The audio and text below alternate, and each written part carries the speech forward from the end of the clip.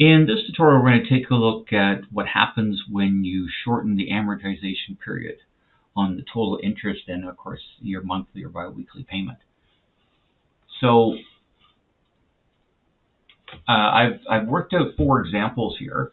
I'm using their standard $500,000 for the mortgage amount, and I kept their interest rate at 2% for each of these.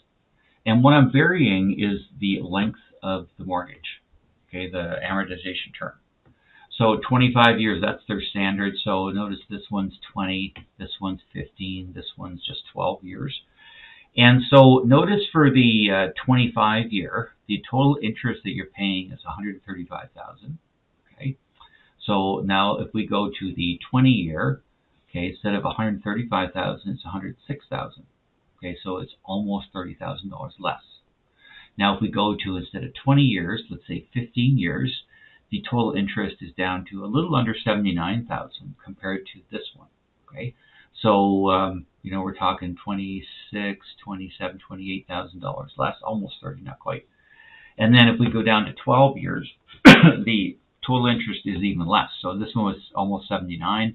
This one's about 62,500 approximately. Okay, so the more you shorten the length of the time you're going to pay off the loan, the mortgage, the less interest you're going to pay. Now the less interest you're going to pay, but look at the monthly payments. Okay, so this one's a little over 2,100. Okay, so this one's 25 and a bit. This one's 3,200, a little bit above 3,200, and this one's almost 4,000, $3,906. Okay, so you're paying less interest here, but because you're paying off in a shorter amount of time, your monthly payment has to be larger.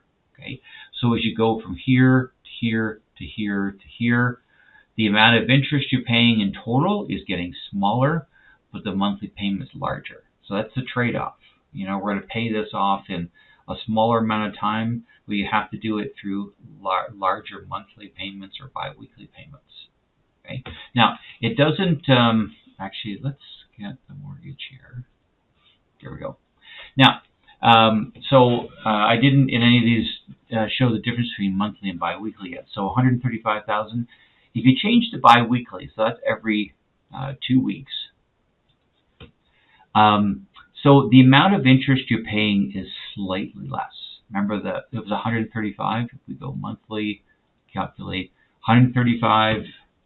Actually, just give me a second here. I'll take a screenshot of that. So when I change to biweekly, calculate, so 134,893.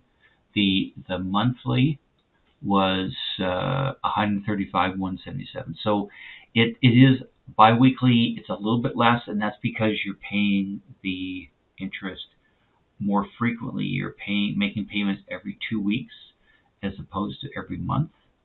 So you get to pay a small amount less interest because you're paying more frequently. So it's not a big deal, but there is a small difference between monthly and biweekly. Okay, so when you shorten the amortization period, you're going to pay less interest in the end, but you're going to have higher monthly payments. So shortening the amortization time increases the monthly or biweekly payment, but it also reduces the total amount of interest you're going to pay over the life of the mortgage or the loan.